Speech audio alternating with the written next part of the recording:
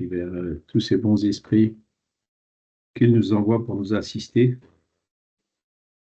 guide spirituel de chacun d'entre nous, et puis tous ces esprits missionnaires qui sont venus et qui viennent encore pour nous apporter des enseignements, pour nous expliquer les choses, nous faire comprendre les lois de la nature, et notamment celles qui gouvernent le monde spirituel et les échanges entre le monde spirituel et le monde corporel.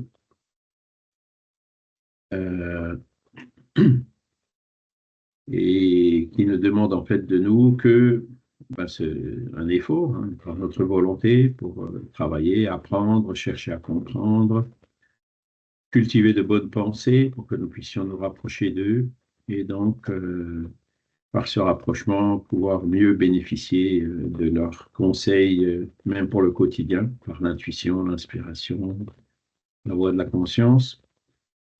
Et nous souhaitons que ces lectures, ces études, ces échanges d'aujourd'hui puissent aussi être utiles pour les esprits qui pourraient se trouver parmi nous aujourd'hui. Voilà. Donc, je vous ai mis à l'écran le programme. Donc, on est toujours au module numéro 1, le 9 février déjà. Ce module numéro 1 qui est une introduction à l'étude du spiritisme. Alors, pour ceux qui ont loupé l'un ou l'autre des cours, ils sont sur la chaîne YouTube Regard Spirit ou la chaîne YouTube Allan Kardec du mouvement spirit francophone de la Fédération Spirit française. Et donc, aujourd'hui, on va voir, la semaine dernière, pardon, on avait vu qui était Allan Kardec, professeur et codificateur, pourquoi lui, qu'est-ce qu'il a fait de remarquable dans sa vie, etc.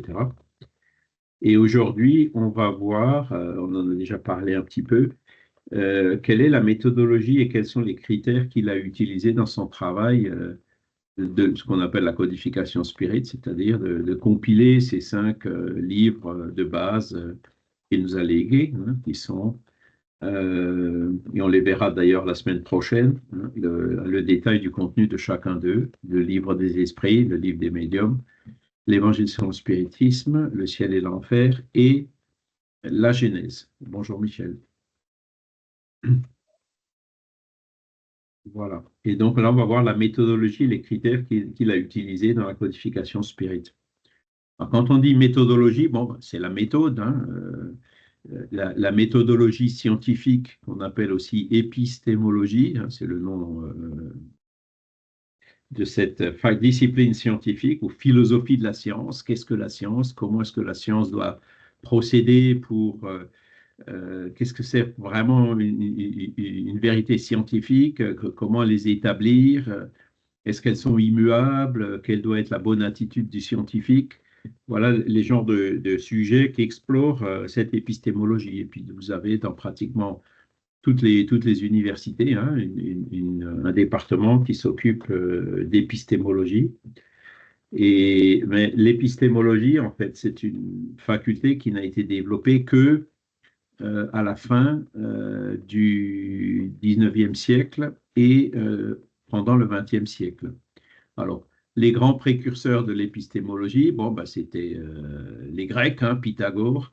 Après, il y a eu Descartes, c'est l'être cartésien.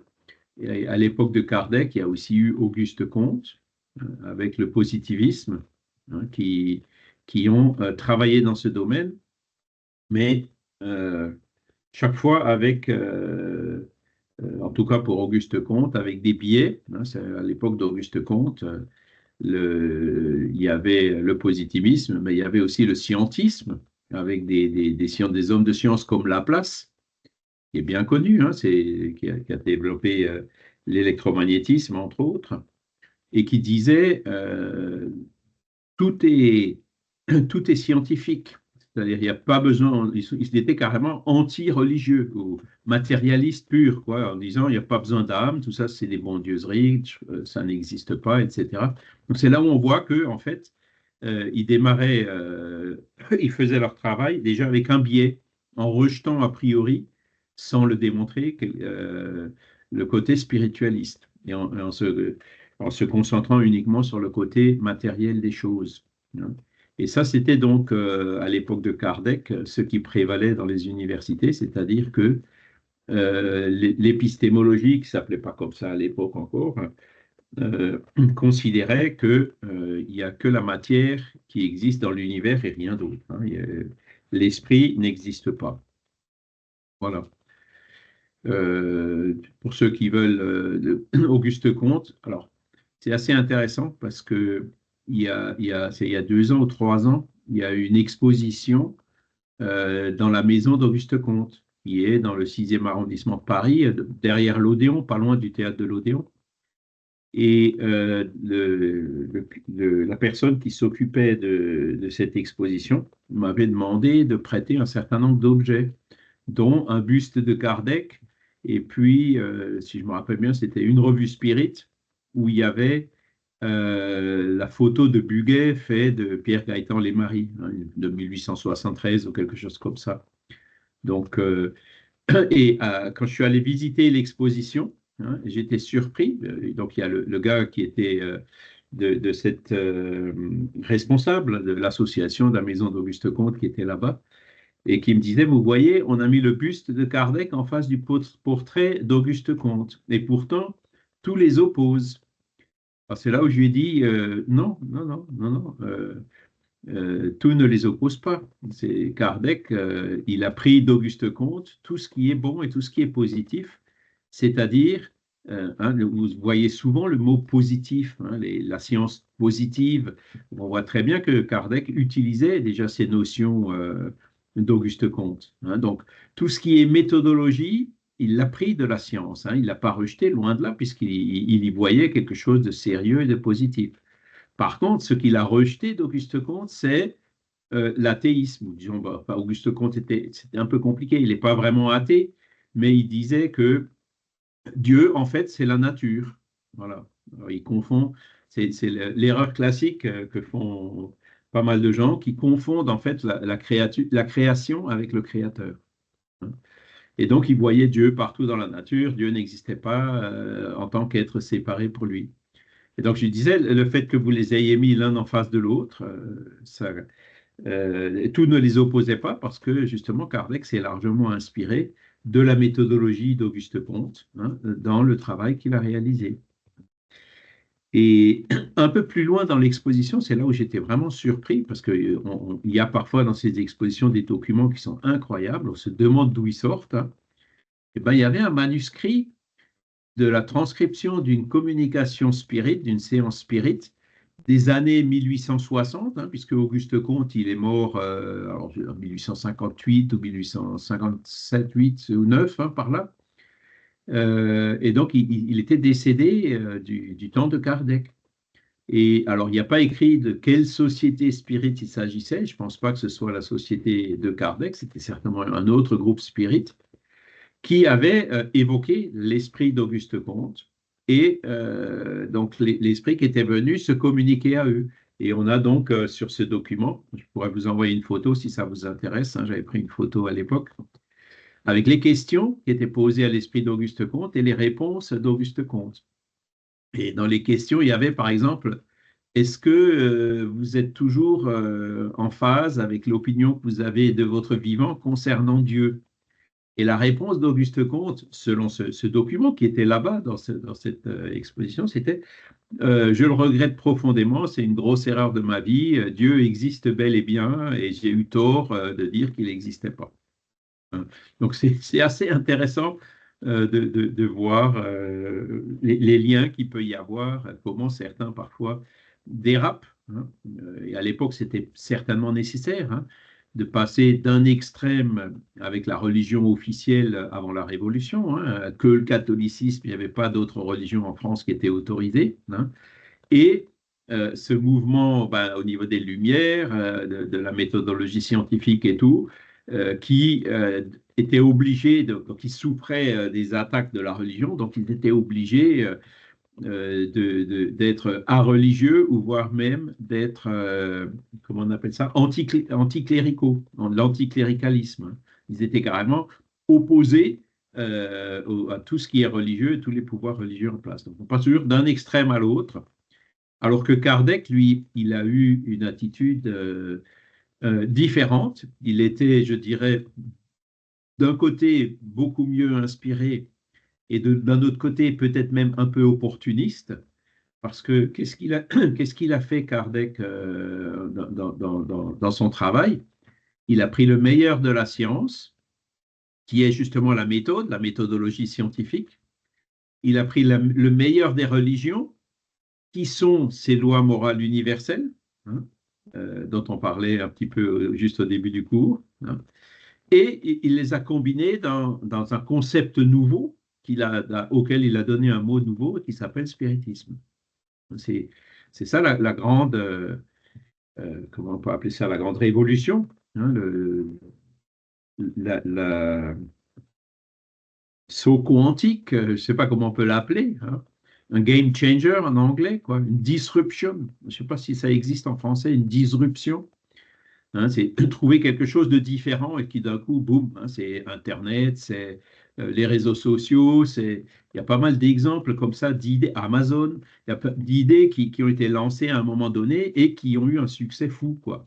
On appelle ça les disruptions. Et puis aujourd'hui, quand vous travaillez dans une entreprise, on vous baratine avec ce genre de choses.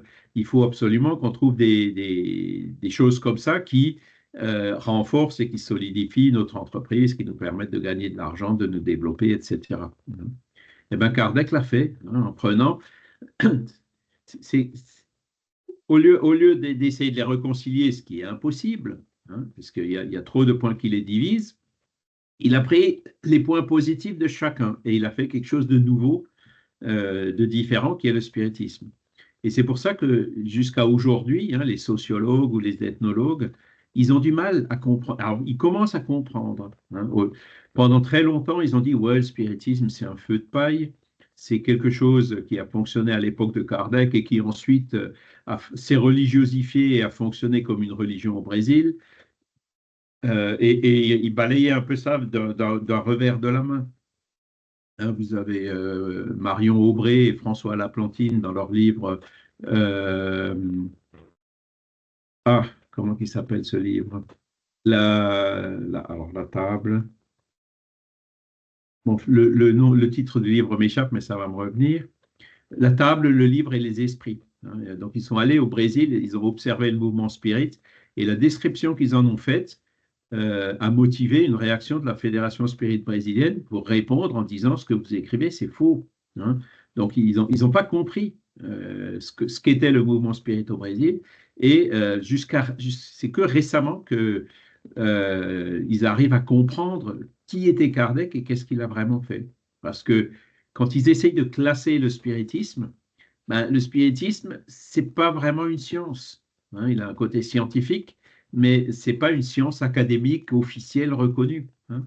Et d'un autre côté, ceux qui classent le spiritisme comme une religion, c'est peut-être un peu vrai au Brésil, mais c'est pas vrai non plus en France. Le spiritisme, il admet les conséquences morales qui découlent des phénomènes et qui sont compatibles avec la moralité enseignée par la majorité des religions. Donc, il n'y a pas de rituel, il n'y a pas de dogme, il n'y a pas de sacerdoce, il n'y a pas de hiérarchie, il n'y a rien de tout ça dans le spiritisme.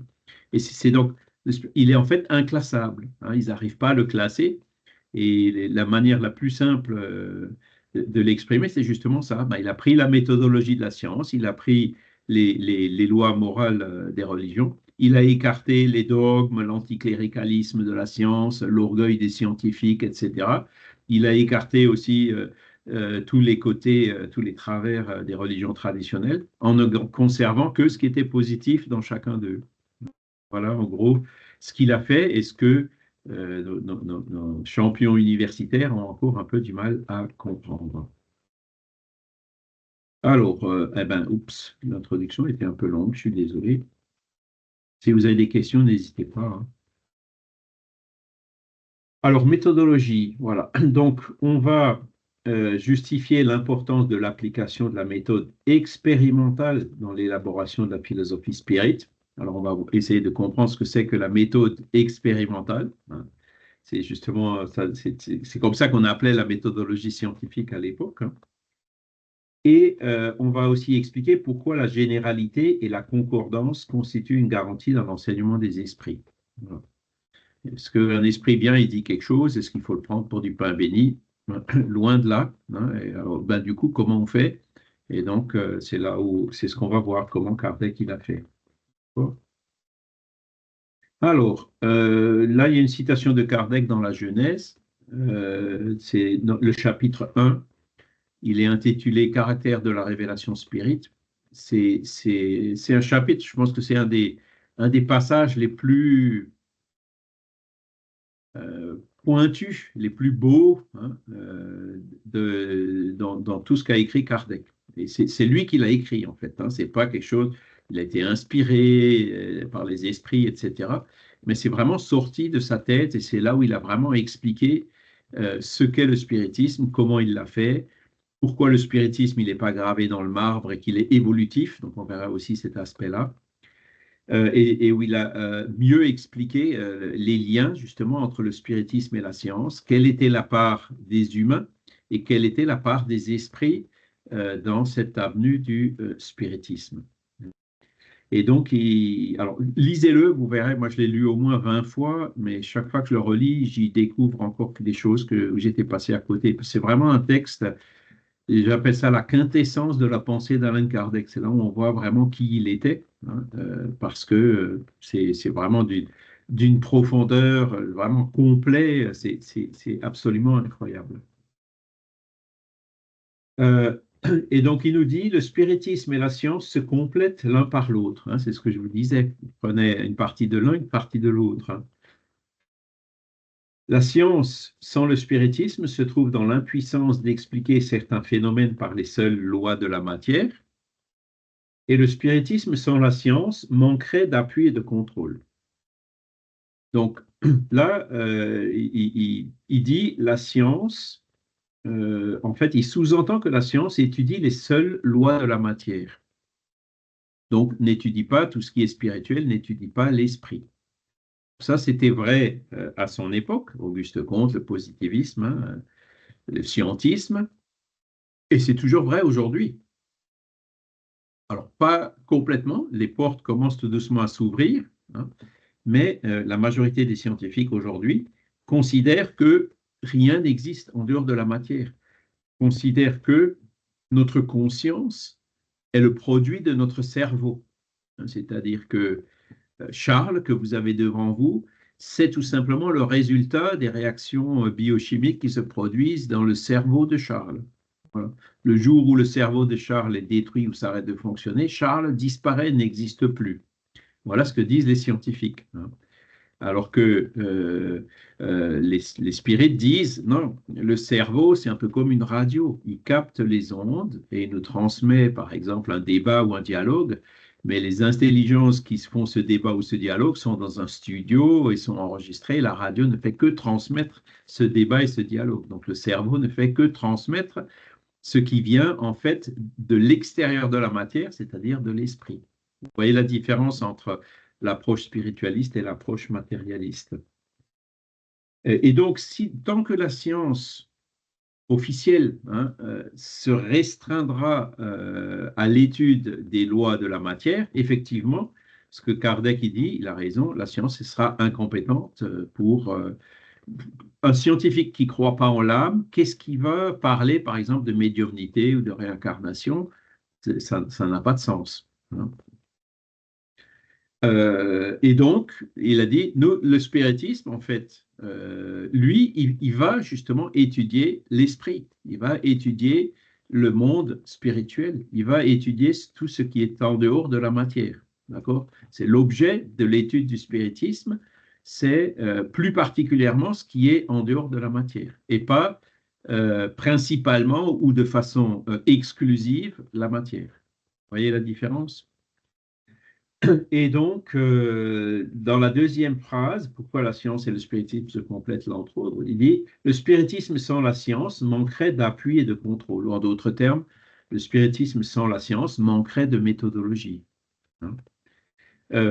Donc, c'est là où, alors il ne parle pas encore de religion ici, hein, mais là on voit, il a vraiment pris de la science la méthodologie. Par contre, il a laissé le matérialisme. Ça, il ne l'a pas pris. D'accord? Et dans le paragraphe suivant, il nous dit, toujours dans cette même Genèse, qu'au moyen d'élaboration, le spiritisme procède exactement de la même manière que les sciences positives. Vous voyez le mot, l'adjectif positive, on ne peut pas s'empêcher de faire l'analogie avec le positivisme d'Auguste Comte, hein. C'est-à-dire qu'il applique la méthode expérimentale. Alors, qu'est-ce que c'est que cette méthode expérimentale? Il n'établit aucune théorie préconçue. Donc, Kardec, quand il a commencé à observer, il n'a pas pris comme théorie préconçue, par exemple, que l'esprit existe. Il n'a pas dit ceux qui font bouger la table, ce sont les esprits. Il n'a même pas pris ça comme hypothèse de départ quand il a commencé ses observations, hein. C'est le phénomène lui-même, hein, quand il a commencé à demander à la table qu'est-ce que c'est qui fait bouger la table, que les esprits ont répondu, ben, ce sont nous, les esprits, on était comme vous, sauf qu'on est mort, maintenant on est dans le monde spirituel et on fait bouger la table. Donc, la réponse, elle est venue pas de façon, elle est venue par après, elle n'est pas venue de façon préconçue. Alors là, je vais ouvrir une petite parenthèse. Quand on regarde, oui, Magali? Oui, bonjour. Bonjour, Pardon de vous couper. mais il n'y a Juste, pas de mal. j'ai pas très bien compris ce que c'était que le terme positif dans l'expression science positive. Ah, eh bien, ça fait allusion au positivisme d'Auguste Comte. Donc, c'était Auguste Comte, à l'époque, c'était la référence de la méthode, comment les sciences ils doivent, comment la science doit travailler, comment la science doit fonctionner.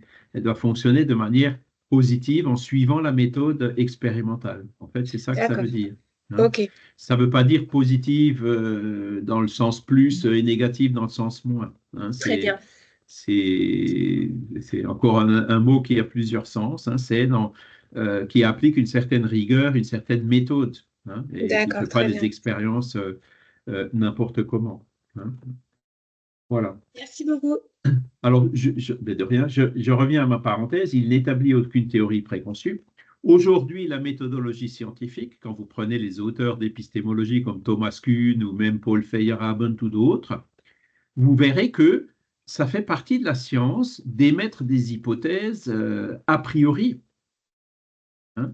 Par exemple, je vais vous donner l'exemple, le boson de Higgs, hein. Il y en a un qui a fait des calculs et qui a dit, ben là, il doit y avoir une particule qu'on n'a pas découvert encore. C'était une hypothèse a priori. Et c'est que plusieurs décennies après que, au CERN à Genève, ils ont réussi à mettre en évidence qu'effectivement le boson existe. Donc, les hypothèses a priori aujourd'hui sont admises dans la science.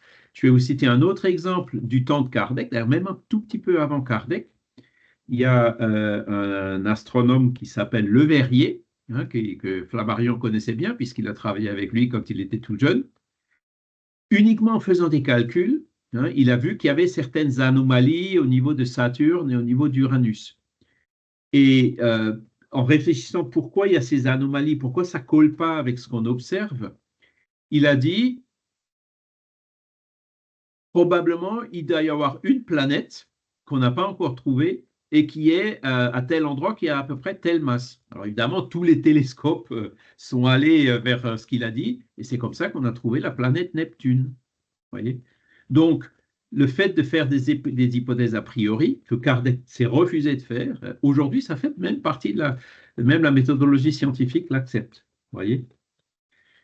Et donc, Kardec continue en disant, le spiritisme n'a posé comme hypothèse ni l'existence et l'intervention des esprits, ni le Père Esprit, ni la réincarnation, ni aucun des principes de la doctrine.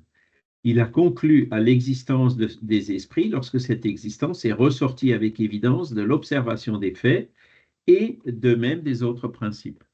C'est-à-dire qu'il a observé les tables, il a posé des questions, il a reçu des réponses, il a observé les réponses, et c'est suite à cette observation, hein, qui concordait en différents endroits, c'est ce qu'on verra un peu plus loin, qu'il a dit, bon, ben, ce sont les esprits qui donnent ces communications. les esprits disent que ce n'est pas leur première vie sur la Terre, qu'ils vont en avoir d'autres, donc la réincarnation, avec tous les arguments, etc., qui sont venus confirmer ces affirmations des esprits. Mais ce n'était pas une idée a priori qu'avait Kardec. Et d'ailleurs, au contraire, Kardec, il ne croyait pas en la réincarnation. Il était même, euh, au lieu d'y penser avant, hein, avant, il pensait même le contraire, quoi. Et il a fini par se convaincre de la réalité de la réincarnation devant les phénomènes et devant les arguments qui étaient présentés en faveur de la réincarnation. Donc, il n'a pas hésité à changer son idée, hein, l'idée préconçue qui était plutôt négative, pour accepter l'évidence, quoi, pour accepter ce qui découlait des faits. Et c'est ça qui doit être l'attitude correcte d'un scientifique, c'est-à-dire observer le phénomène, et surtout pas le rejeter parce que non, ça n'existe pas, tout ça c'est des bondieuseries, ou c'est une hallucination, hein, ces fameux tiroirs dans lesquels on met les choses qui nous embêtent ou qui semblent contredire ce qu'on pense.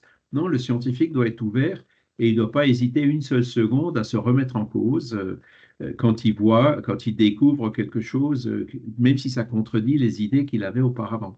D'accord? Donc, c'est ça l'attitude correcte du scientifique et c'est ça que, encore aujourd'hui, on ne trouve pas. Hein, les scientifiques qui sont matérialistes, ils appliquent en fait un dogme. On appelle le dogme.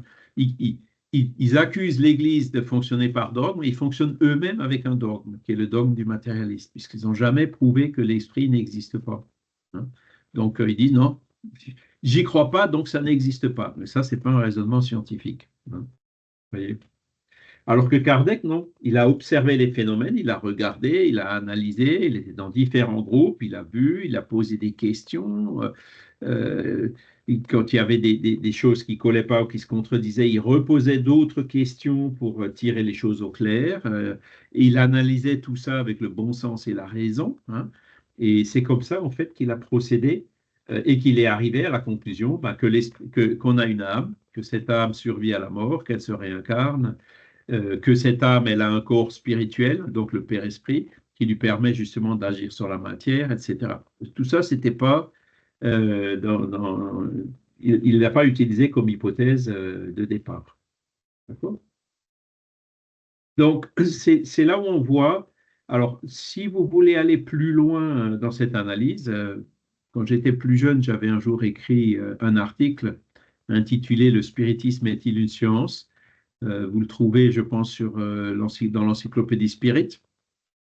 Et je m'étais basé à l'époque justement sur un ami qui est professeur d'épistémologie à l'Université fédérale de Campinas au Brésil. Hein, donc c'est quelqu'un de très érudit et qui était spirit.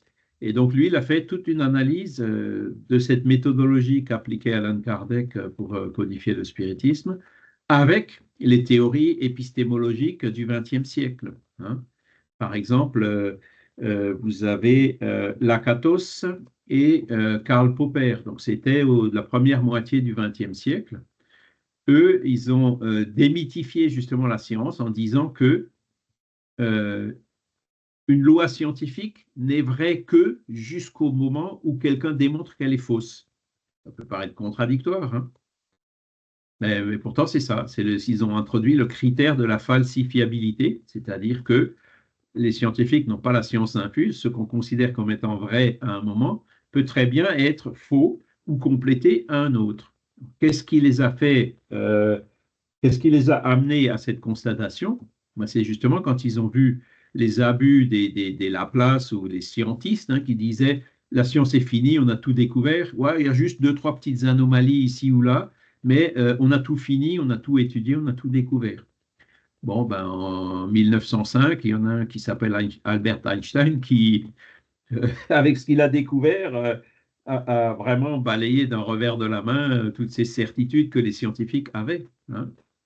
Et il n'y a pas que Einstein, hein, il y a aussi toute la mécanique quantique qui a commencé à se développer aussi au début du XXe siècle, hein, qui a complètement révolutionné tout ce qu'on pensait savoir de la science à l'époque. Hein.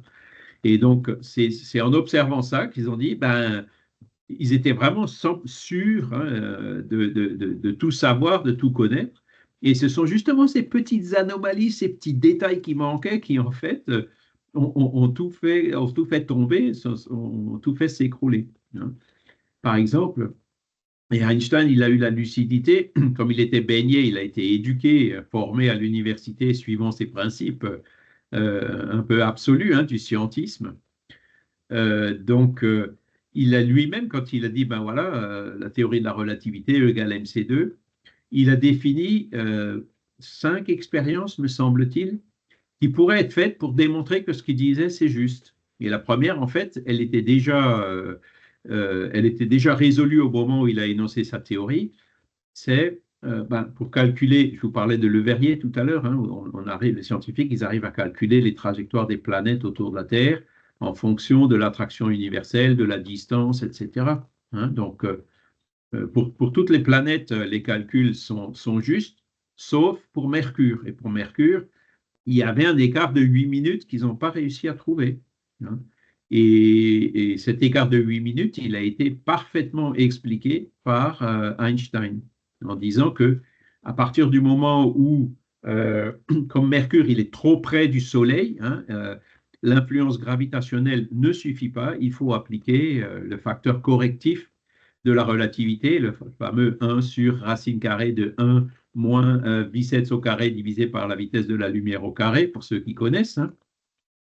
Et c'est ce facteur correctif qui a réussi à expliquer ces 8 minutes. Donc la première des 5, elle était déjà expliquée. Et la deuxième, il disait, selon ma théorie, même les rayons lumineux, ils doivent être déviés par les grandes masses, comme par exemple par le Soleil. Donc pour le voir, comme on ne peut pas voir les étoiles qui sont trop près du Soleil puisqu'on est aveuglé par le Soleil, eh ben, attendons qu'il y ait une éclipse solaire, que la Lune se mette devant le Soleil, et là, on pourra voir les étoiles qui sont près du Soleil, et comme on connaît la position qu'elles devraient avoir, on verra que, en fait, la position dans laquelle on les observe, elle est légèrement différente à cause de cette déviation des rayons solaires. Et donc, cette expérience, elle a été faite dans les années 1910 au Brésil, d'ailleurs, à Rio de Janeiro, où il y a eu toute une expédition et ils ont réussi à trouver pile poil, encore une fois, l'angle de déviation d'une ou deux étoiles qu'ils avaient observées. Voilà. Et donc, aujourd'hui, voilà, la mécanique relativiste a remplacé la mécanique classique de Newton. Ça ne veut pas dire que ce qu'avait dit Newton était faux, puisqu'on l'utilise toujours encore. Hein.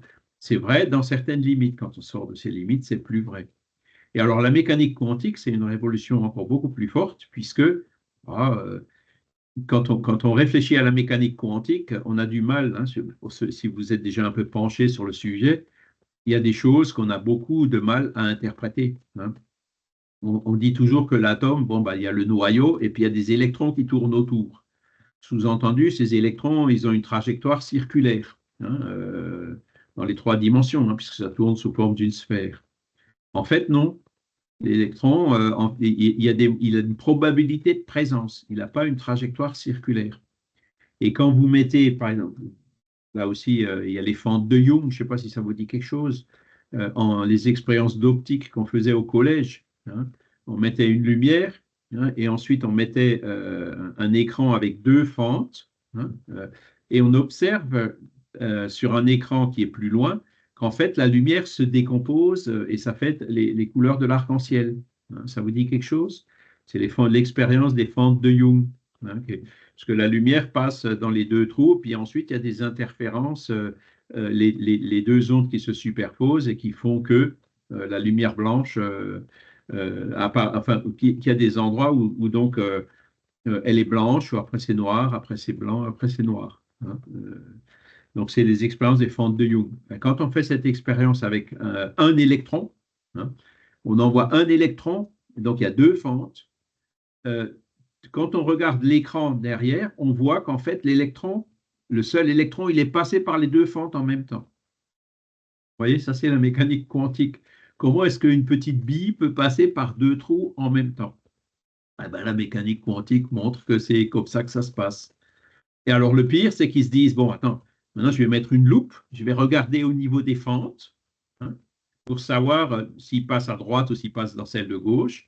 Et dès que l'observateur se met à observer, hop, et ben, il y a les raies d'interférence derrière qui disparaissent et l'électron ne passe plus que par une seule fente. C'est ce qu'on appelle le phénomène d'effondrement quantique. Alors, allez comprendre, hein, mais bon, c'est comme ça. Voilà, c'est comme ça. Hein. Il y a des illustrations sur Internet qu'on peut voir, hein, sur genre, comment comprendre la mécanique quantique. Et il y en a une qui est aussi assez parlante. Hein. C'est que vous avez un groupe d'enfants, hein, qui a chacun une balle, hein, qui font rebondir la balle comme au basket ou au handball. Hein. Et donc, tant qu'on ne regarde pas, tous les enfants, ils ont des balles qui rebondissent. Et dès qu'on regarde, ben, il n'y en a plus qu'un qui a sa balle. Tous les autres, ils n'ont plus de balles. Hein. Et dès qu'on s'arrête de regarder, ils ont de nouveau tous, chacun sa balle. Hein. La mécanique quantique, en fait, c'est ça. Donc, vous voyez un peu comment ça a révolutionné la mécanique classique. Franck? Oui, Charles, oui, c'est intéressant cet exemple de la mécanique quantique. Effectivement, lorsqu'on met en évidence qu'au niveau, au niveau atomique, bien, en fait, les particules peuvent finalement exister sous la forme d'ondes ou sous la forme corpusculaire, le C'est principe de ça. la localisation. Mais par contre, ce que les scientifiques disent et répètent et que beaucoup de, j'allais dire, d'adeptes du New Age n'arrivent pas à comprendre et n'entendent pas, c'est que ces principes quantiques ne sont absolument pas applicables dans notre monde matériel de tous les jours, quoi. Il y a, même s'il y a un principe d'indétermination, je crois que c'est le principe d'Heisenberg, à un moment donné, il y a un choix. Donc, c'est vrai que ce qui est la réalité est la réalité. Par contre, ce qu'est cette réalité au niveau quantique, c'est une autre chose. Et quand j'entends souvent des explications un petit peu abracadabrantes en disant mais oui, mais c'est quantique, donc voilà. En fait, ça n'a pas de sens, quoi. Oui. Le monde quantique appartient au monde quantique. Euh, Alors, oui, effectivement, je suis d'accord avec toi, mais je dirais, quand tu dis que la mécanique quantique n'intervient pas dans notre monde matériel, moi je dirais, il faudrait rajouter macroscopique. Hein. C'est-à-dire que, effectivement, le footballeur qui tape dans une balle, la balle, elle aura bien une trajectoire linéaire, sans clignoter, sans être une onde. C'est bien la balle qui ira dans ce sens-là. Hein. Donc, dans le macroscopique, la mécanique quantique ne s'applique pas. Par contre, dans la vie de tous les jours, là, ce que vous êtes en train de regarder dans votre écran, c'est de la mécanique quantique. Il y a des transistors, des semi-conducteurs, il y a des électrons qui sautent d'une couche à l'autre. S'il n'y avait pas la mécanique quantique, il n'y aurait pas de transistors. S'il n'y avait pas de transistors, il n'y aurait pas de microprocesseur, il n'y aurait pas d'ordinateur. Donc la mécanique quantique, on l'utilise tous les jours. Hein. Même si on ne s'en rend pas compte. Hein. Mais alors évidemment, on ne voit pas les électrons, on ne voit pas les transistors individuellement, mais c'est quand même ça qui permet de faire des 0 et des 1, hein, comme on dit, et de créer des images, de les transmettre, etc. Hein. Tout ce qui est électronique fonctionne justement en suivant la mécanique quantique. Après, vous avez les appareils d'imagerie médicale, hein, par exemple les PET scans, qui utilisent des positrons, des antiparticules. Hein, donc, ils utilisent aussi la mécanique quantique. Et après, quand on dit que la mécanique quantique n'intervient pas sur la trajectoire du ballon de football, il y a Philippe Guillemot qui, lui, dit ben, ça intervient plus qu'on ne le pense. Pourquoi? Parce que, alors lui, il donne l'exemple, je vous en ai parlé déjà de la table de billard, je ne crois pas. Il dit, vous prenez une table de billard, hein, donc vous avez une balle, vous tapez dans cette balle, elle va heurter les autres balles qui vont aller taper contre les bords, certaines vont tomber dans les trous, etc. Et bien lui dit, prenez un mathématicien maintenant, voilà, vous avez toutes les masses, les coefficients de frottement, les vitesses, l'élasticité pour calculer les chocs entre les boules avec le bord, vous avez toutes les données qui sont nécessaires. Calculez-moi maintenant la trajectoire des balles. Et donc le mathématicien, il arrive au bout de 3 ou 4 chocs ou rebonds, il arrive à un moment donné, il dit, je ne sais plus calculer parce que je n'ai pas assez de données. Hein. Et ça, c'est une réalité. Donc, les mathématiciens ne sont pas capables de calculer ce qui se passe sur une table de billard. Et quand Philippe Guillemot creuse un peu plus le sujet, hein, il l'explique dans ses livres, il dit, C'est parce que à un moment donné, la précision qu'il faut avoir au niveau des données, elle est supérieure à justement la pixelisation quantique de l'espace. Alors, c'est un peu compliqué ce que j'ai dit, mais par exemple, l'espace, il n'est pas au niveau macroscopique. Bon, ben, on a 1 mètre, c'est continu et tout. Mais plus on va dans le microscopique, hein, vous avez des distances minimales, des quantités, des quantas, les fameux quantas, où vous ne pouvez pas descendre en dessous, hein, parce qu'il y a l'incertitude de Heisenberg, c'est ça qui s'applique, hein, qu'on ne peut pas à la fois connaître la position et la vitesse d'une particule avec une précision supérieure à une fameuse constante, hein, la constante de Planck, si je me rappelle bien. C'est là où il dit ben, la précision qu'il faudrait avoir pour pouvoir calculer ce qui se passe au bout de 4 ou 5 rebonds, elle est supérieure à la distance minimale qu'on peut concevoir. Hein, donc, c'est là où il lui dit ben, le quantique s'applique aussi dans le macroscopique. Dans certains, il y a des choses qu'on n'arrivera pas à calculer. Hein. Alors, c'est assez surprenant, mais je pense qu'il a raison. Hein. Je pense qu'effectivement, il a vraiment fait l'exercice avec des amis mathématiciens et tout, ils se sont rendus compte que tu ne peux pas le calculer. Après, il y a par exemple d'autres phénomènes comme la météorologie. Météorologie, c'est pareil. Théoriquement, on devrait tout pouvoir prévoir, tout pouvoir calculer, mais on ne peut pas. Au-delà on sait prévoir sur 1 semaine, mais plus on extrapole, moins ce sera précis. Vous voyez ce que je veux dire? Et donc, là aussi, il y a tellement de données à prendre en compte qu'on n'a pas assez de données, on est incapable de le prévoir. Au-delà de certaines limites, et pourtant, on utilise les plus grands ordinateurs qu'on ait, hein, avec les plus grandes puissances de calcul qu'on ait. Et c'est ça qui amène justement Philippe Guillemot à dire il y a des données qui viennent du vide. Lui, il appelle ça le vide. Et le vide, c'est quoi? Quand on essaie de comprendre ce qu'il entend par vide, c'est tout ce qui n'est pas matériel. Donc, ces données ou ces informations qui viennent du vide, le monde spirituel fait partie du vide puisqu'il n'est pas matériel. Vous voyez? Et du coup, hop, petit à petit, comme ça, ils constatent les limites, en fait, du matérialisme. Hein. Mais Guillemot, bon, lui, au moins, il est contre le déterminisme. C'est un fervent partisan du libre arbitre. Hein, donc, il est quand même déjà un peu versé sur le spiritualisme. Voilà. Merci Charles d'avoir précisé. C'est vrai que ça m'a permis de réaliser que ma réflexion était entre guillemets mal posée. En fait, c'est vrai que la physique quantique est une réalité, qu'il y a de nombreuses applications dans le domaine scientifique, dont tu as parlé, effectivement, dans l'imagerie médicale, des choses comme ça.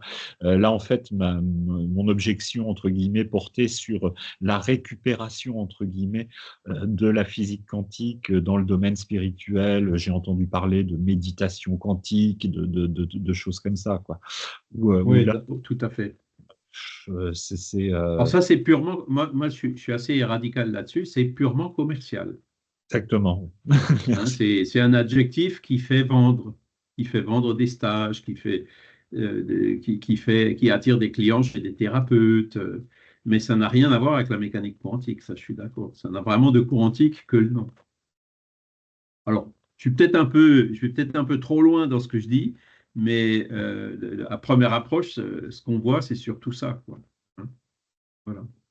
Par contre, après, quand on fait des recherches pour essayer de comprendre, et c'est ça justement, vous voyez, Kardec, il serait allé dans tous ces domaines-là, mais il ne pouvait pas, la mécanique quantique n'existait pas à l'époque, on était loin d'imaginer ces choses-là. Hein. Maintenant qu'on connaît la mécanique quantique, où est le Père Esprit? C'est quoi le Père Esprit? Alors, il y en a qui disent, oui, c'est les neutrinos. Hein, jusqu'à nouvelle contradiction scientifique ou révolution scientifique, le neutrino, c'est matériel, même si on a du mal à le détecter. Il est très proche de la vitesse de la lumière, mais il est un peu en dessous. Alors, il y en a qui disent, ah ben non, on dirait qu'il est un peu au-dessus. Bon, c'est pas encore très clair au niveau scientifique. Donc, mais on n'en est pas encore au Père Esprit, loin de là. Hein. Par contre, vous avez des scientifiques spiritualistes comme Roger Penrose et Stuart Hameroff qui émettent des hypothèses, qui ont émis une hypothèse sur comment se fait l'interaction entre l'esprit et le cerveau, par exemple. Hein. Et là, maintenant, on arrive dans les nanostructures. Hein. Ils disent que dans les neurones, vous avez des nanostructures qui s'appellent des microtubules, hein, et que dans ces microtubules se produirait un phénomène quantique qu'ils appellent la condensation de Bose-Einstein. Hein. Et c'est cette condensation de Bose-Einstein qui, induite par l'esprit, serait l'interface entre l'esprit et le corps physique, ou le père-esprit et le corps physique, pour être plus précis.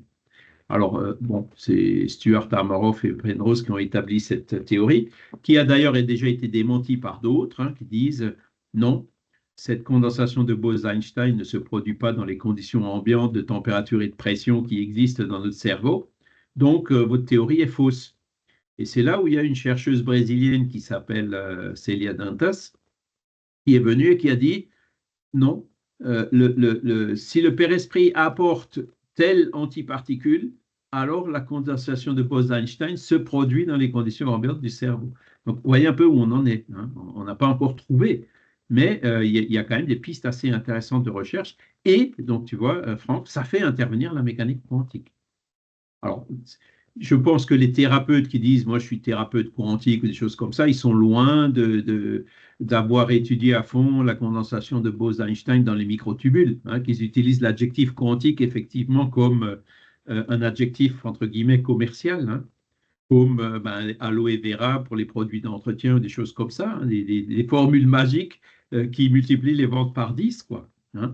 Mais voilà, ça n'a rien à voir avec la mécanique quantique, même si la mécanique quantique est certainement impliquée dans l'interaction entre le monde spirituel et le monde physique. Magali? J'ai une question qui est de la pure curiosité. Oui. Charles, vous avez une formation scientifique dans vos études? Moi, j'ai fait une école d'ingénieur. Donc, j'ai D'accord. étudié effectivement la mécanique quantique, mais c'était il y a 40 ans déjà. Heureusement, ça ne me rajeunit pas. Et je sais que les choses ont pas mal évolué. Alors, je suis un peu, c'est justement en lisant des livres comme celui que je vous ai montré de Philippe Guillemont, que je me rafraîchis un peu. Mais disons, j'ai du mal. Je suis plus capable aujourd'hui moi-même de rentrer dans le détail des équations comme Célia Dantas ou autres, hein, parce que ils sont toute la journée dans les équations, pas moi, quoi. Moi, je me contente de commenter les résultats qu'ils obtiennent après leur calcul. D'accord, parce que c'est vraiment des concepts qui sont très, enfin voilà, qui demandent une connaissance quand même de base assez poussée. Et ça me rassure de savoir que vous avez une formation et que c'est pas vos années d'études du spiritisme uniquement qui vous permettent de comprendre tout ça. Non, non, non, c'est voilà. Alors, c'est sûr que dans mon métier d'ingénieur, bon, j'ai utilisé de l'électronique, hein, bien sûr, mais pas de mécanique quantique. Hein. D'accord, C'était plutôt les turbines des centrales nucléaires, donc des machines qui font 100 mètres de long, des choses comme ça. On était loin du microscopique. Hein. d'accord. Enfin, même dans ces machines-là, des fois, voilà, hein, la thermodynamique a aussi parfois ses mystères. Voilà. Alors, donc voilà comment Kardec a procédé. Hein. Jamais d'hypothèse a priori, toujours observer les faits et des faits qui sont des effets, essayer de remonter aux causes qui peuvent expliquer ces effets qu'il a observés avec attention. D'accord? Après, bon, dans ces faits, il y a des questions qui étaient posées et des esprits qui ont répondu. Hein. Qu'est-ce qui donne, est-ce qu'on peut prendre à la lettre ce que les esprits répondent? Et ça, c'est aussi un travers dans lequel Kardec a évité de tomber, un piège dans lequel il a évité de tomber, c'est que il s'est tout de suite rendu compte que les esprits, c'était un peu comme les humains, quoi. Il y en a qui savent, il y en a qui ne savent pas. Il y en a qui disent je ne sais pas, mais il y en a d'autres qui, même en ne sachant pas, vont dire ce qu'ils pensent et qui ne correspond pas du tout à la vérité. Hein. Et donc, on ne peut pas prendre comme du pain béni tout ce que nous disent les esprits. C'est d'ailleurs une erreur que beaucoup de gens commettent encore aujourd'hui. Ils vont voir des médiums, l'esprit a dit par le médium telle chose, donc tac, c'est sans penser une seule moment que c'était peut-être un esprit farceur qui racontait n'importe quoi. Hein. Et ça, le spiritisme, Kardec, dès le départ, a tout de suite attiré notre attention là-dessus en disant, ils n'ont pas la science infuse, loin de là. Par contre, dans le tas, il y en a qui sont beaucoup, beaucoup plus évolués que nous. Hein. Alors, comment est-ce qu'il faut faire pour faire le tri entre tout ça? Comment est-ce qu'on peut savoir si un esprit nous raconte des carabistouilles, hein, ou nous dit la vérité? Voilà. Bon, il y a deux grands critères. Le premier, c'est celui qu'il explique ici dans l'Évangile selon le spiritisme. Dans l'introduction, il y a l'item 2, c'est intitulé Autorité de la philosophie spirit. Pourquoi est-ce que les esprits auraient de l'autorité quand ils parlent de moralité, par exemple, hein? Et il nous dit, la seule garantie sérieuse de l'enseignement des esprits est dans la concordance qu'il existe entre les révélations faites spontanément par l'entremise d'un grand nombre de médiums étrangers les uns aux autres et dans diverses contrées. Voilà. Et donc, spontanément, dans diverses contrées, par des gens et des médiums qui ne se connaissaient pas, qui ne s'étaient pas parlé ou qui n'avaient rien lu l'un de l'autre auparavant. Parce que dès que vous avez quelqu'un, un médium qui lit quelque chose d'un autre médium, il pourra introduire le biais en reproduisant ce qu'il a lu de l'autre. Voyez. Donc c'est pour assurer cette indépendance. Aujourd'hui, vous avez des protocoles scientifiques un peu plus poussés, de double aveugle ou de triple aveugle, hein, qui justement cherchent à éviter ces biais et ces influences qui peuvent fausser les expériences. Et c'est ce que Kardec nous explique. Hein. Il dit, tiens, là, il y a tel médium qui a dit telle chose, un esprit qui a dit telle chose par tel médium. Ensuite, il va dans un autre groupe où les gens ne se connaissent pas, où ils trouvent la même chose. Ensuite, il reçoit une lettre de Cracovie ou de Cuba ou du Mexique, de je ne sais où il y a un médium qui disait encore une fois la même chose. Et à partir de là, s'établit ce fameux critère qu'il appelle la concordance universelle de l'enseignement des esprits, CUEE, hein, pour les chercheurs spirites. Et c'est donc dans cette concordance qu'il faut chercher. Ce sont des indices qui permettent d'aller dans le sens de l'authenticité de ce qui est révélé. D'accord? Je vous donne un exemple. Après Kardec, il y a eu un dénommé Chico Xavier qui a écrit le livre Nos Solars. Vous avez vu le livre Nos Solars ou vu le film? Moi, la première fois que j'ai lu le livre, je me suis dit, bon, ça c'est Avatar, c'est de la fiction. Kardec, il n'a jamais parlé de ça. Là, il extrapole quand même beaucoup. Hein. Bon, à force de relire, bon, il y a quand même un contenu moral où on voit André Louis quand il réalise les bêtises qu'il a faites, comment, voilà, qui change. Il y a le contenu, ce contenu-là, hein, de montrer comment André Louis change au niveau de ses dispositions d'esprit. Dans le film, il y a des choses qui sont remarquables. Hein. Mais après, est-ce qu'il y a vraiment des maisons, des places, des aérobus et ces machins-là? Moi, j'étais dans le doute. Hein. Et c'est en relisant le livre des médiums, Laboratoire du monde invisible, hein, le chapitre où il parle d'un esprit qui a une tabatière et une pipe. Il dit, mais d'où il a ces objets?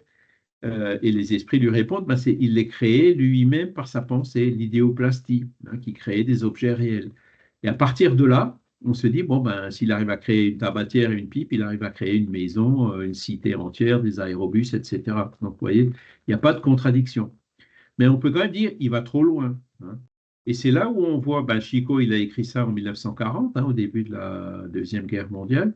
Et en même temps, vous avez un autre médium anglais qui s'appelait Harry Burbidge, qui en Angleterre, aussi dans les années 40, a, par psychographie, écrit un livre qui s'appelle Shadows Lifted from Death, qu'on a traduit en français, on a donné le titre La vie par-delà la vie, où il décrit des choses tout à fait similaires et cohérentes avec ce qu'avait écrit Chico. Donc, vous voyez, ils ne se connaissaient pas, hein, ils ont tous les deux reçu des communications. Alors, il n'y en a que deux, c'est idéalement, il en faudrait plus. Et il y en a d'ailleurs eu une troisième, Béatrice Brunner, dans les années 70, quand Chico et Burbidge, il n'avait même pas publié son livre encore, n'était pas connu en Europe.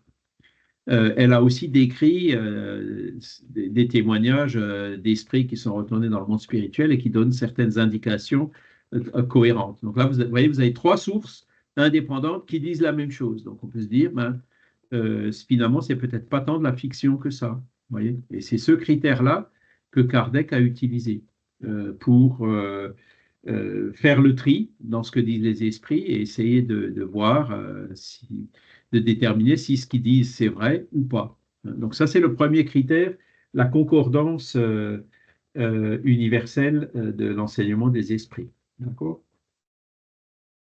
Mais ce n'est pas le seul critère qu'il faut utiliser. Le deuxième critère, c'est celui que vous voyez ici, dans l'introduction de la Genèse. Hein. C'est dans cette collectivité concordante de l'opinion des esprits, hein, comme on vient de le voir, passer en outre au critérium de la logique, donc du bon sens et de la raison, hein, qui fait la force de la doctrine spirite et en assure la perpétuité. Pour qu'elle changeât, il faudrait que l'universalité des esprits changeât d'opinion et qu'ils vinssent un jour dire le contraire de ce qu'ils ont dit. Donc, la concordance universelle de l'enseignement des esprits, c'est le premier critère. Le deuxième critère, c'est est-ce que ce qu'il dit, c'est logique? Hein, passer au critère de la logique, du bon sens et de la raison. Est-ce que ça tient? Est-ce que c'est cohérent avec le reste? Et donc, quand il parle de la force de la doctrine spirite, effectivement, il y a toute une philosophie qui découle. Hein. Est-ce que, moi, c'était ma préoccupation quand j'ai commencé à lire le livre des esprits. Je me suis dit, mais attends, c'est tellement logique, là, tu es en train de te faire avoir. Cet auteur, il est malin, il est en train de te baratiner, tu es en train de te faire avoir. Hein. Ça me paraissait tellement évident que j'avais cette suspicion. Et j'ai relu et relu et relu en me disant, tiens, je vais essayer de trouver des contradictions, un endroit où il dit quelque chose, un endroit où il dit autre chose qui contredit la première chose. Ben, ça fait maintenant plus de 35 ans, je cherche toujours et je n'en ai toujours pas trouvé. Alors, si jamais un jour vous trouvez des contradictions dans la philosophie spirite, dites-le moi, hein, parce que moi-même, je n'en ai pas trouvé. Donc c'est là où on voit qu'il y a quelque chose quand même de solide, quoi, qui tient debout, philosophiquement parlant, rationnellement parlant, hein, logiquement parlant, quelque chose qui est dans lequel il n'y a pas de contradiction. On parlait du Coran tout à l'heure, on a vu dans le Coran, ben, une fois on dit une chose, après il y a écrit le contraire. Dans les évangiles aussi, il dit, dans l'Ancien Testament, tu ne tueras point, et un peu plus loin on dit, bon ben, les femmes adultères, il faut les lapider, donc il faut les tuer. Donc il y a des contradictions partout dans ces textes. C'est ça qui nous fait bloquer. Cherchez, dites, donnez-moi ce genre de contradictions dans la philosophie spirite. Moi, pour l'instant, j'en ai pas trouvé. Il y a des choses qui sont peut-être un peu mal dites ou qu'il faut remettre dans le contexte milieu du 19e siècle pour bien les comprendre. Hein. Des choses qui, dans la forme, aujourd'hui, on les dirait autrement. Ça, oui. Hein.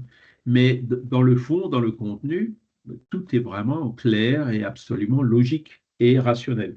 Donc, ce sont ces deux critères que Kardec a utilisés dans son travail, quoi, en plus de la méthodologie scientifique pour l'observation des phénomènes et de remonter aux causes.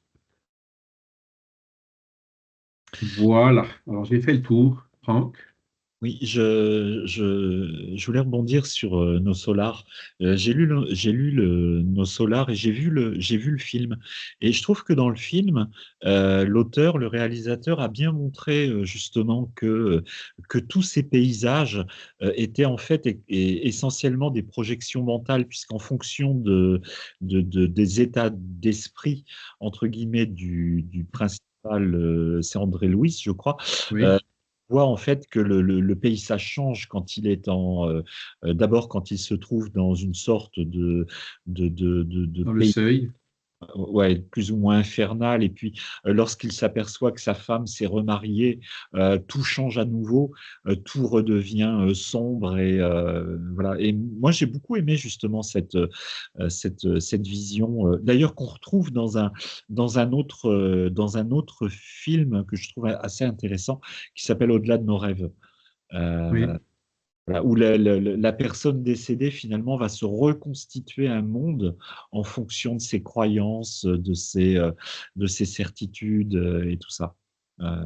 Alors, c'est vrai que ça c'est un des points remarquables de nos solars. Et après, quand j'y ai réfléchi un peu plus, je me suis dit, mais est-ce qu'il a vraiment créé ce monde qui est le seuil? Puisqu'il n'est pas seul dans le seuil, hein, il n'est pas seul à nos solars.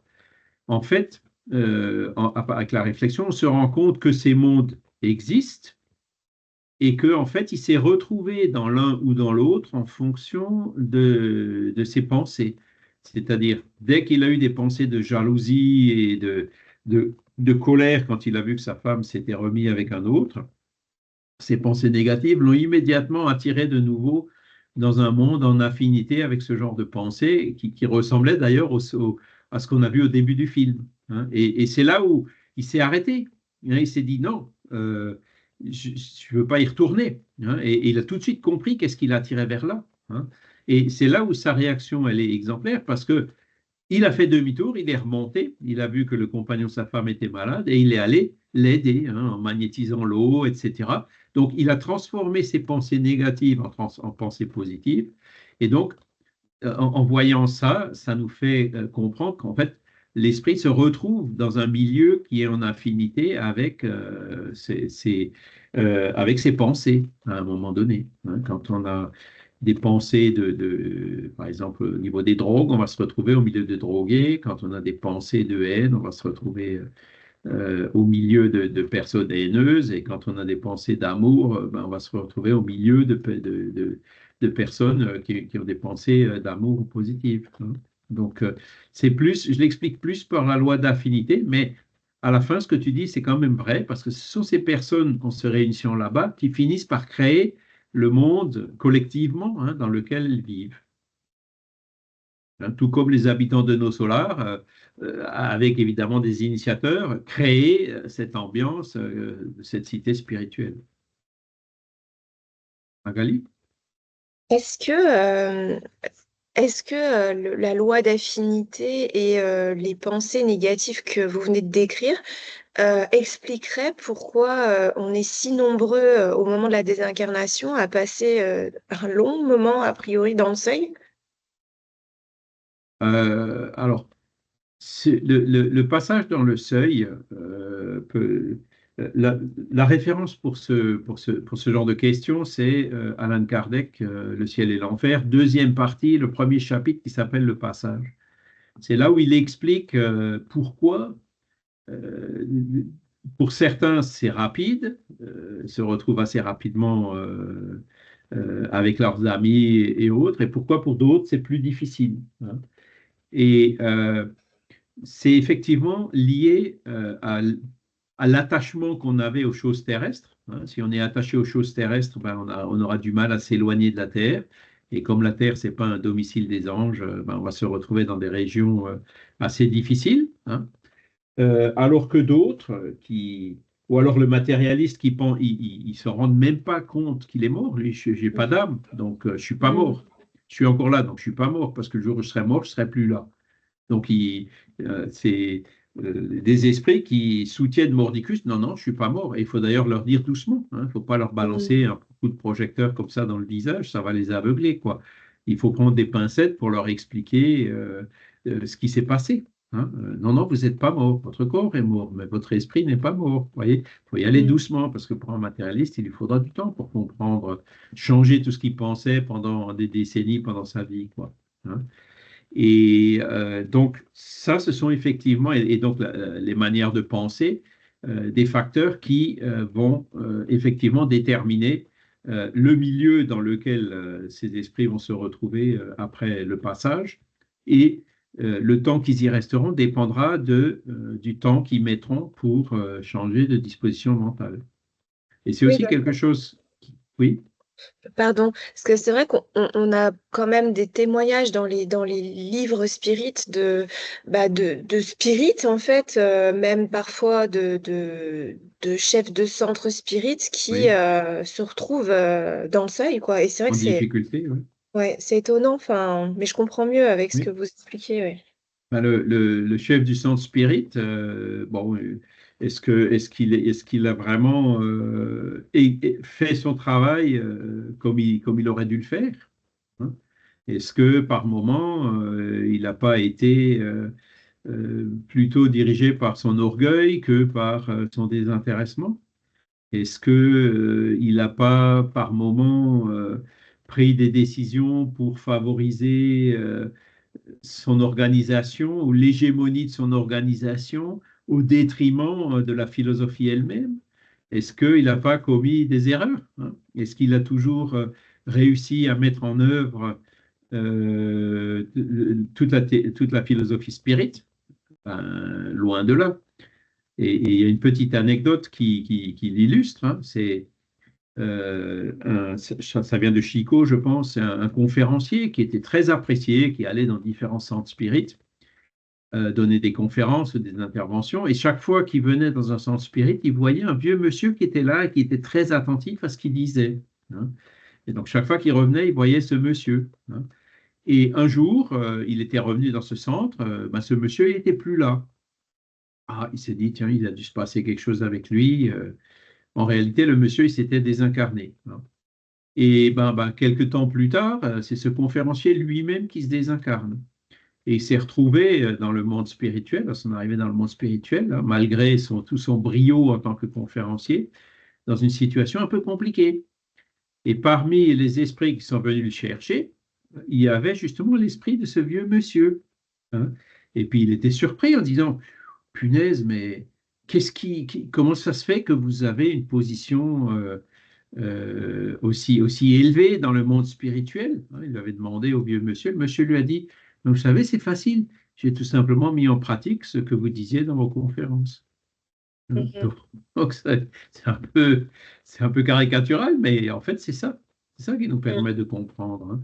Parce que, bon, je suis aussi passé par des institutions, par des fédérations, des choses comme ça. Aujourd'hui, j'en veux plus, hein. Ce que je veux, c'est travailler. Je ne veux pas être président ou ça ne m'intéresse plus. Mais j'en ai vu des choses et j'en vois d'ailleurs encore aujourd'hui, hein, des gens qui sont complètement à côté de la plaque, même au Brésil, hein, dans des grandes institutions très renommées. Ils se comportent d'une façon qui est loin de la charité et loin de l'éthique spirit, hein. Donc forcément, ils ne peuvent pas dire qu'ils ne le savaient pas. Vous voyez? C'est ça la difficulté supplémentaire par rapport aux dirigeants spirites, c'est qu'ils savent. Ils savent. Donc, ils n'ont pas d'excuses s'ils n'ont pas fait ce qu'ils avaient su. Et vous, aujourd'hui, Charles, vous voulez plus. Alors, je pose beaucoup de questions, je suis très curieuse. Si je vais trop loin, vous m'arrêtez, Mais je hein. vous en prie, non, non, non. Mais aujourd'hui, vous ne voulez plus participer à un centre, en fait, c'est ça, un centre spirit? Si. Le centre spirit, centre d'études spirit Léon Denis, il existe. Et on travaille, on fait des études, des vibrations, voilà. Mais bon, il revendique rien si ce n'est de faire du travail.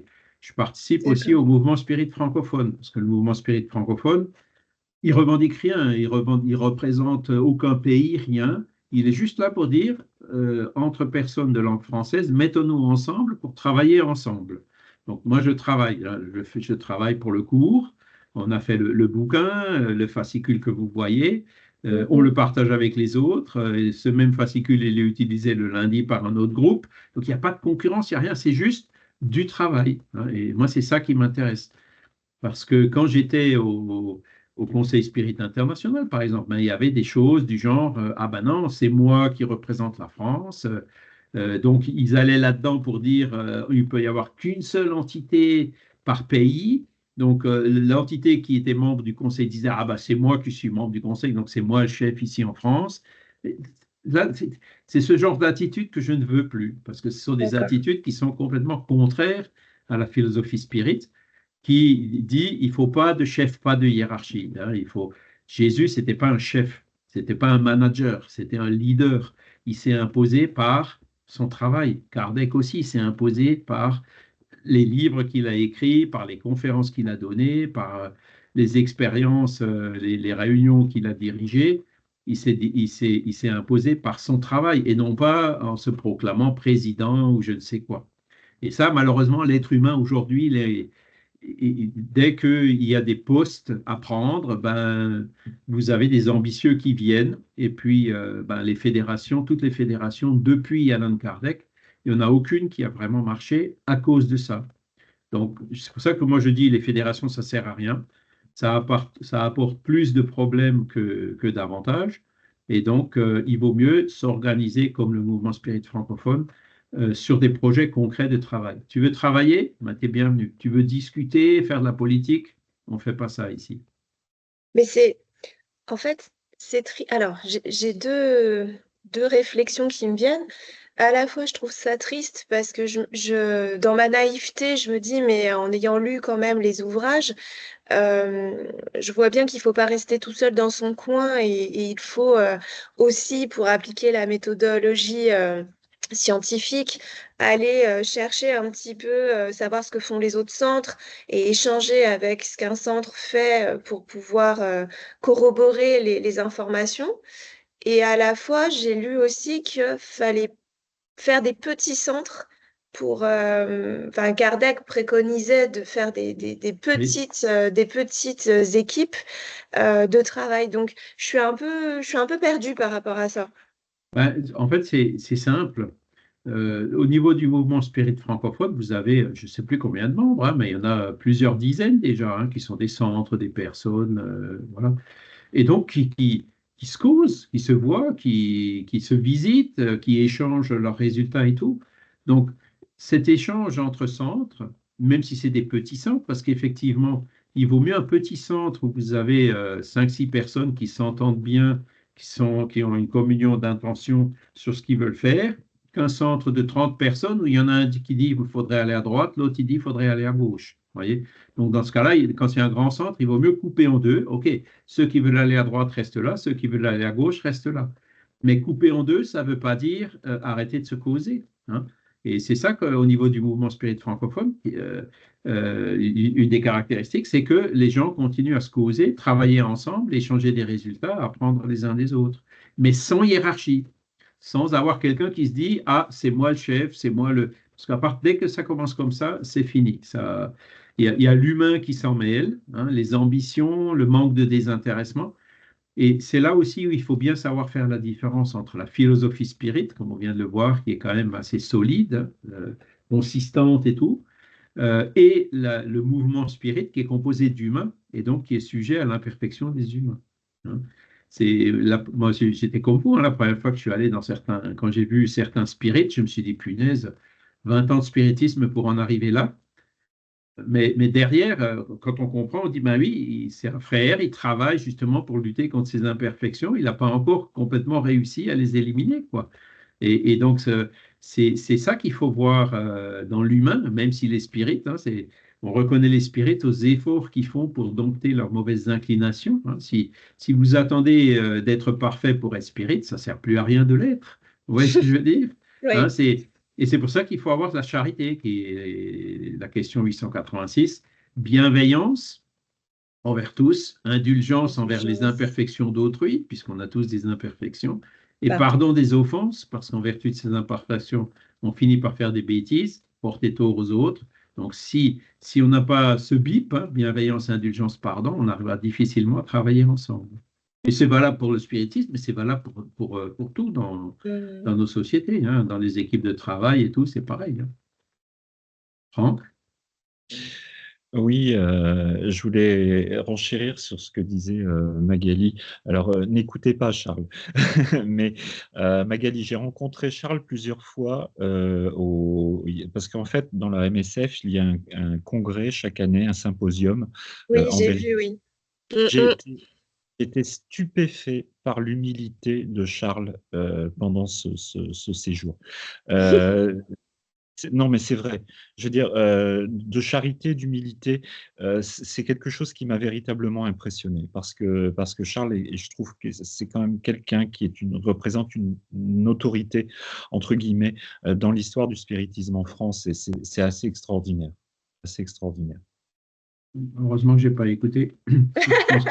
C'est pour ça que je rigolais. Non, non, mais surtout, vous ne faites pas d'illusions, hein, parce que des défauts, j'en ai plein, hein. Alors ça manque pas, hein. Je manque de patience. Bon, bref, Ah, voilà. Des fois, je m'énerve. Bon, oui, oui, On oui, est il ne faut tous. pas croire, hein. Je suis pas plus qu'un autre, hein. Bon, par contre, bon, j'essaye effectivement de faire des efforts pour dompter ces fauves qui restent encore, hein, c'est tout. Et alors pour Végimont, ce sera le 24 et 25 mai, hein, donc les inscriptions sont déjà ouvertes. J'ai Vous vu, pouvez aller j'ai le site. regardé j'avais très très envie de venir, mais la distance, moi je suis lyonnaise et la distance m'a calmée.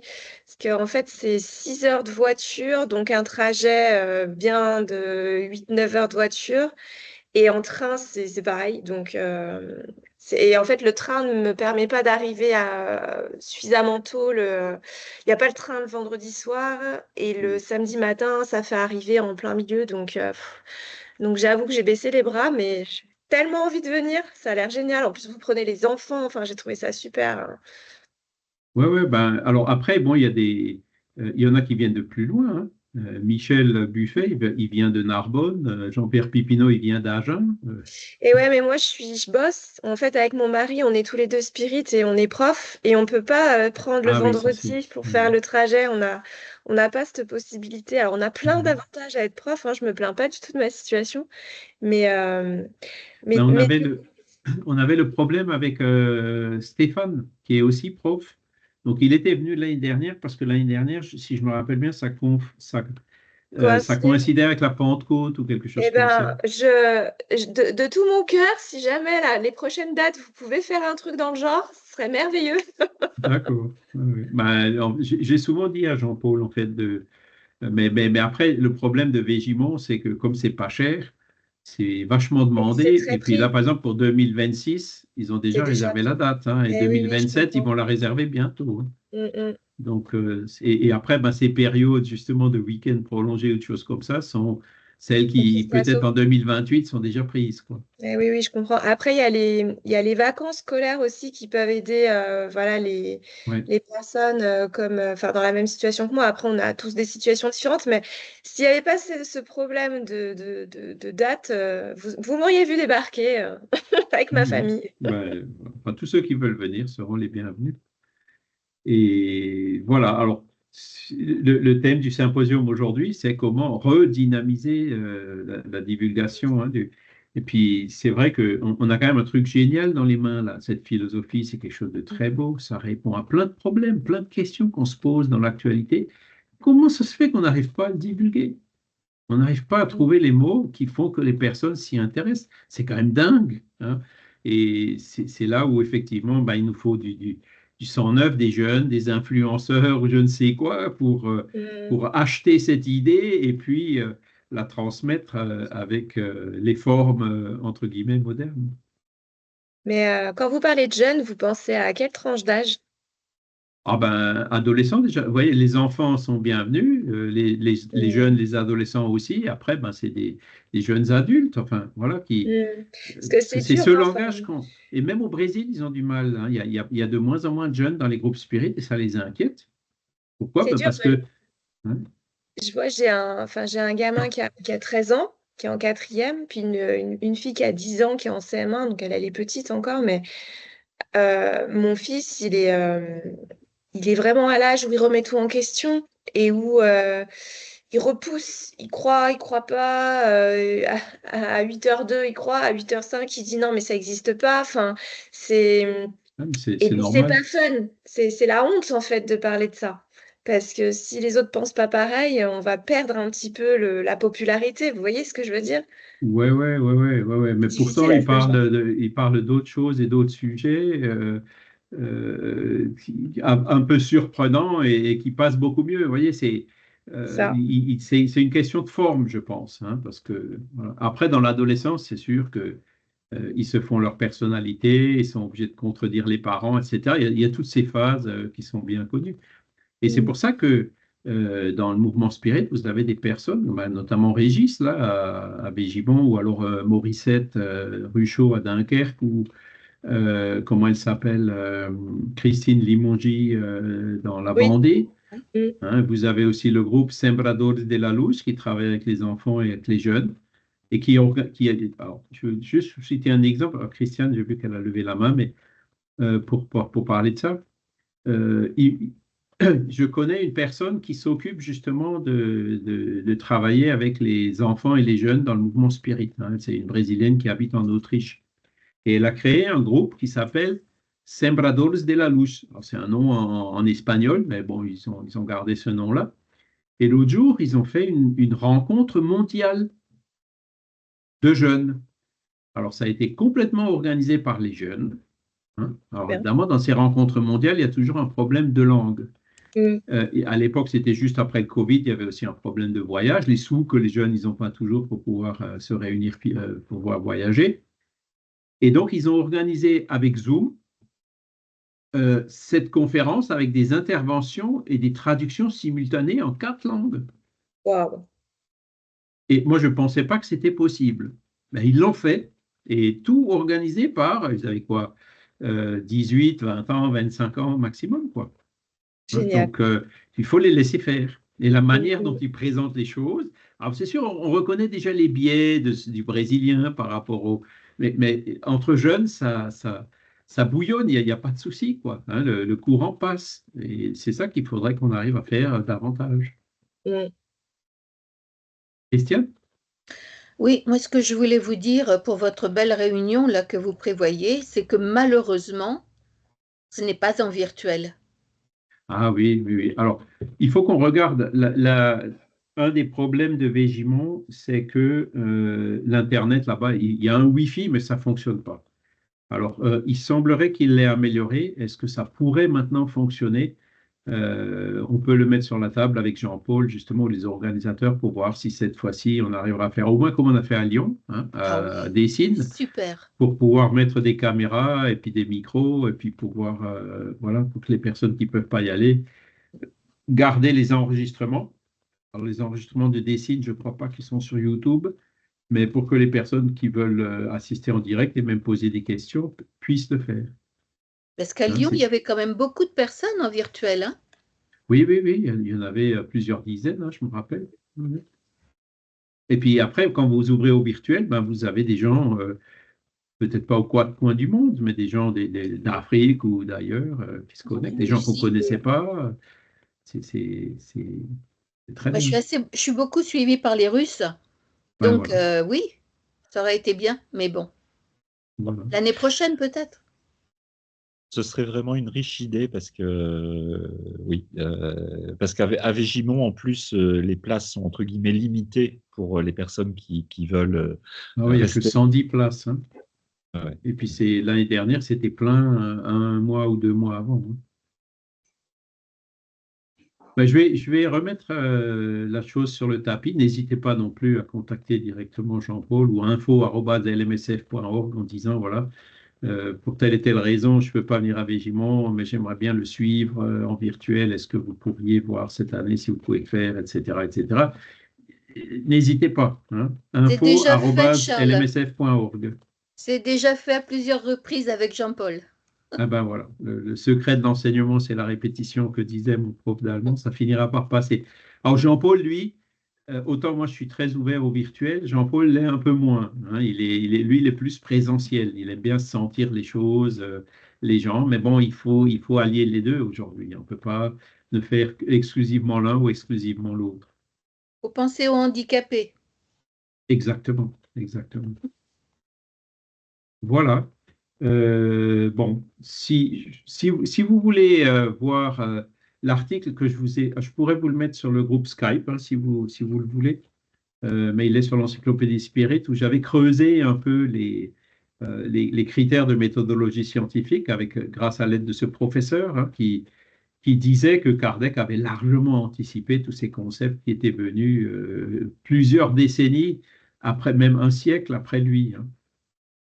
Thomas Kuhn, la théorie des révolutions scientifiques, les changements de paradigme et tout, c'est très intéressant.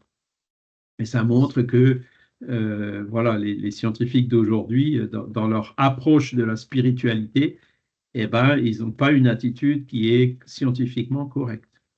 Et ils font eux-mêmes, ils adoptent eux-mêmes un dogme hein, qu'ils dénoncent chez les autres. Hein, c'est l'histoire de la paille et de la poutre. Mais ça, bon, ça finira par changer. Et vous avez un autre livre qui n'est pas traduit en français encore, qui est écrit par Alexander Moreira Almeida et Humberto Schubert Coelho. C'est La science de la vie après la mort. Il existe en anglais, Science of Life After Death, ou alors en portugais, Ciência da vida após a morte. Et on est en train de parlementer avec l'éditeur qui a les droits d'auteur pour obtenir les droits voir si on a les moyens pour le traduire et le publier aussi en français.